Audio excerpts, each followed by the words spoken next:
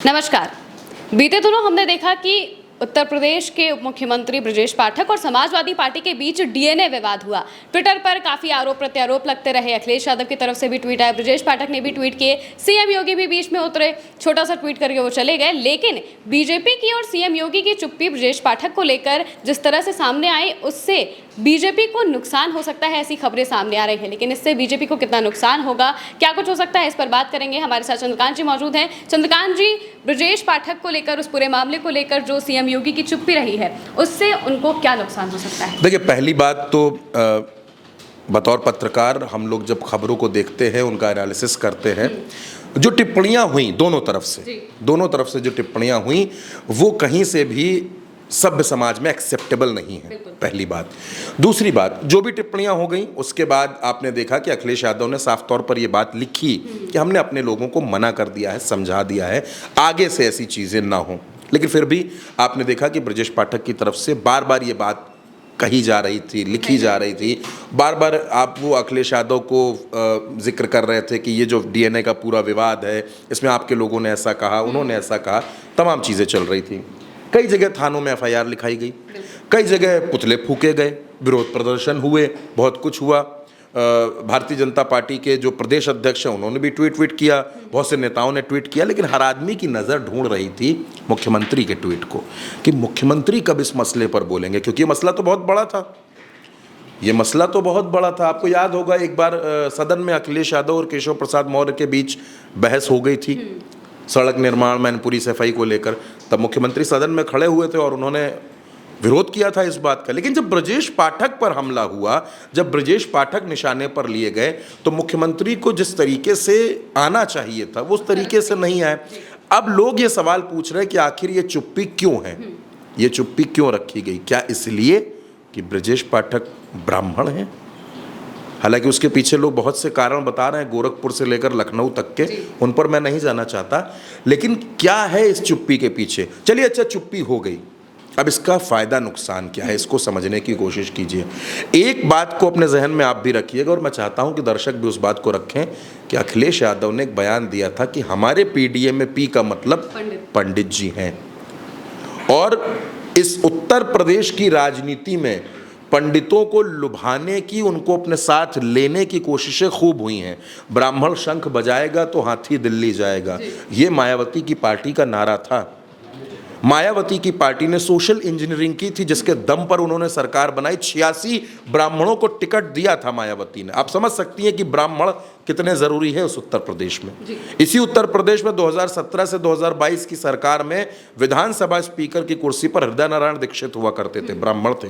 यानी ब्राह्मण्स को आप इग्नोर नहीं कर सकते। ब्रजेश पाठक के मसले पर ऐसा लगा कि जैसे कुछ हुआ ही नहीं। एक ट्वीट उधर से, एक ट्वीट उधर से, दो चार कहीं एफआईआर हो गई, पुतले फूक गए, बस। वरना वो भारतीय जनता पार्टी जो छोटी छोटी बातों को मुद्दा बना देती है, छोटी छोटी बातों को मुद्दा बनाकर सड़क पर उतर जाती है, प्रेस कॉन्फ्रेंस होने लगती है और पूरा माहौल बना दिया जाता है, इस मसले पर क्यों खामोश हो गई? क्यों आखिर ऐसा लगा जैसे ब्रजेश पाठक इस पूरी लड़ाई में अकेले रह गए? वो जो साथ मिलना चाहिए था वो नहीं मिला। तो क्या इसमें नुकसान है?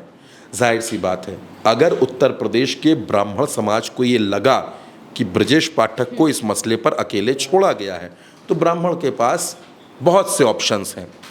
कहा यह भी जा रहा है, क्योंकि सरकार पर विपक्ष ये भी आरोप लगाता है कि सरकार एक जाति विशेष के बारे में बात करती है, एक जाति विशेष को संरक्षण देती है, और उस दबाव में ब्रजेश पाठक के मसले पर यह खामोशी फैली रही। तो क्या होगा उत्तर प्रदेश में?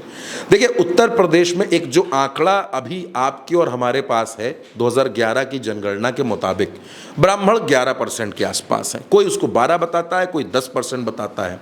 लेकिन अगर मैं मोटा 11% पकड़ के चलता हूं तो ये बहुत बड़ा नंबर है, ये एक बहुत बड़ा नंबर है। और ब्राह्मण जो होते हैं, ब्राह्मण गेम चेंजर कहे जाते हैं। राजनीति में वोट तो हर कोई डालता है, लेकिन ब्राह्मणों के अंदर वो क्षमता होती है कि वो वोटर्स को प्रभावित करते हैं, 4 वोट 5 वोट डलवाने की क्षमता रखते हैं।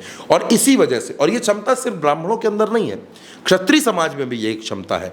ब्राह्मण और क्षत्रिय दोनों वोट डलवाने, बूथ जितवाने, हरवाने की क्षमता रखते हैं। ये मैं आपको राजनीति का बिल्कुल बेसिक बता रहा हूँ, जो आप जानते भी होंगे, क्योंकि जो आदमी ग्रामीण परिवेश की राजनीति को समझता है वो इस बात को जानता है। बहरहाल, अब बात इसमें यह है कि क्या इससे वाकई भारतीय जनता पार्टी को नुकसान हो जाएगा।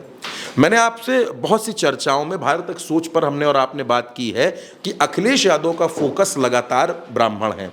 हाथा नहीं भाता, तिलक नहीं लुभाता और पी से पंडित जी, ये क्या है? ये है कि ब्राह्मणों को अपने पाले में करना है, ब्राह्मणों को अपने साथ जोड़ना है।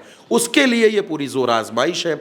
अब आप समाजवादी पार्टी में ब्राह्मण नेताओं को देखेंगे तो मनोज पांडे, संतोष पांडे से लेकर के विनय शंकर तिवारी, कुशल तिवारी, फिर अभिषेक मिश्रा तक, ये जो पूरी फहरिस्त जाती है, ये क्या है? ये ब्राह्मणों को अपने पाले में करने की कवायद है। और इस मसले पर अखिलेश यादव ने ब्राह्मणों के अगेंस्ट कोई टिप्पणी नहीं की। उन्होंने ये कहा कि हम अपने लोगों को समझा रहे हैं, लेकिन आप भी अपने लोगों को समझाएं। अच्छा, एक चर्चा और चल रही है कि ब्रजेश पाठक क्योंकि मूलतः भाजपाई नहीं है। ब्रजेश पाठक मूलतः भाजपाई नहीं है, वो 2017 के पहले बीजेपी में आ गए थे।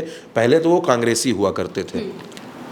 हरदोई की एक सीट से चुनाव लड़े थे और विधानसभा का चुनाव हार गए थे 2002 में। फिर 2004 में वो बसपा में चले गए और बसपा से चुनाव लड़े, तब लोकसभा के सदस्य बने, सांसद बने बसपा से।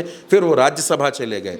राज्यसभा के बाद वो फिर 2014 में वो फिर बसपा से चुनाव लड़े, चुनाव हार गए। 2012 में उनकी पत्नी चुनाव हार गई और उसके बाद आपने देखा कि वो भारतीय जनता पार्टी में आए। 2017 में यहाँ विधायक बने, कानून मंत्री बने, फिर 22 में सीट बदली, कैंट चले गए, वहाँ से विधायक बने, फिर उत्तर प्रदेश के स्वास्थ्य मंत्री और डिप्टी सीएम बने। तो ये उनका पॉलिटिकल सफ़र है। हालांकि शुरुआत उनकी छात्र राजनीति से हुई है, ये उनका पॉलिटिकल सफ़र है। तो मूलतः तो भाजपाई है नहीं, भाजपा के काडर के तो है नहीं। ये भी कहा जा रहा है कि इस वजह से भी भारतीय जनता पार्टी ने ऐसा कर दिया। लेकिन मैं ये मानता हूँ कि वो प्रदेश के डिप्टी सीएम हैं, स्वास्थ्य मंत्री हैं, सम्मानित व्यक्ति हैं, तो पूरी भारतीय जनता पार्टी को उनके साथ खड़े होना चाहिए था और ताकत के साथ खड़े होना चाहिए था। लेकिन सड़क से लेकर और बहुत जगह के संवादों में इस बात की चर्चा होती है कि उनको भारतीय जनता पार्टी ने अकेले छोड़ दिया या भारतीय जनता पार्टी ने उस ताकत के साथ उनका साथ नहीं दिया जो देना चाहिए था। जी बिल्कुल। और ब्रजेश पाठक के मुद्दे पर जिस तरह से सीएम योगी ने चुप्पी साधी रही, उस पर सवाल उठने लगे हैं। बार बार पूछा जा रहा है कि भाई सीएम योगी इस तरह से चुप्पी साधे क्यों रहे, ब्रजेश पाठक को अकेला छोड़ दिया गया, इस तरह की बातें कही जा रही है। हालांकि आप इस चर्चा को लेकर क्या सोचते हैं, हमें कमेंट करके जरूर बताइएगा। मैं हूं महिमा और आप देखते रहिए भारत एक सोच।